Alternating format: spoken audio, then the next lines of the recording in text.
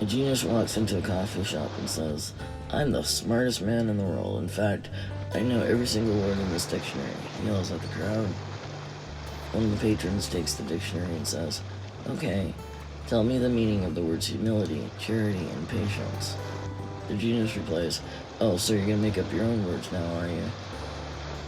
When we start out as a child, we have a big view of self and a small being, or a small space in the world.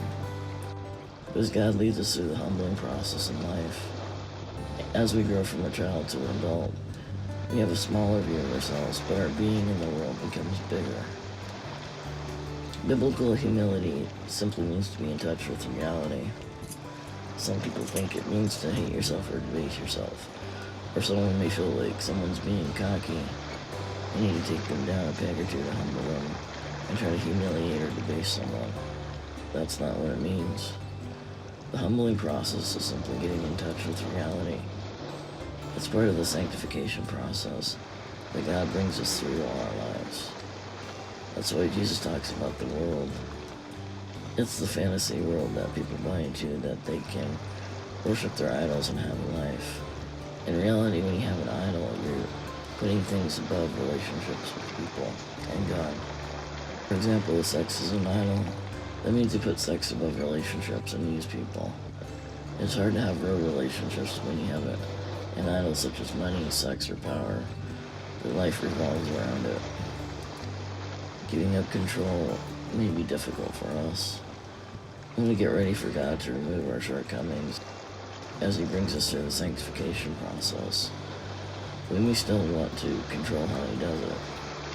We're so used to calling the shots that we'll ask for God's help as long as He does it on our terms. We may demand that the changes happen on our timetable, or in the order we feel ready to give them up. God doesn't work that way. That's why humility is such an important part of this step. God told the prophet Jeremiah to go to the potter shop and learn a lesson. At the potter shop, Jeremiah found the potter working at his wheel, but the jar did not turn out as he hoped.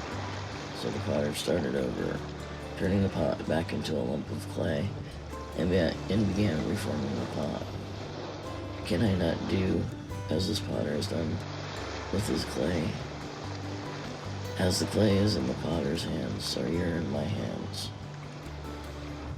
When we put our lives in God's hands as Christians, He will reshape us as the potter does clay. It's our humility that allows us to accept the fact that He is the Creator. Our new life may be similar to the one we left behind, or entirely different. God is the master craftsman, and whatever He does, we can trust that He will recreate our life beautifully once we learn to get out of His way.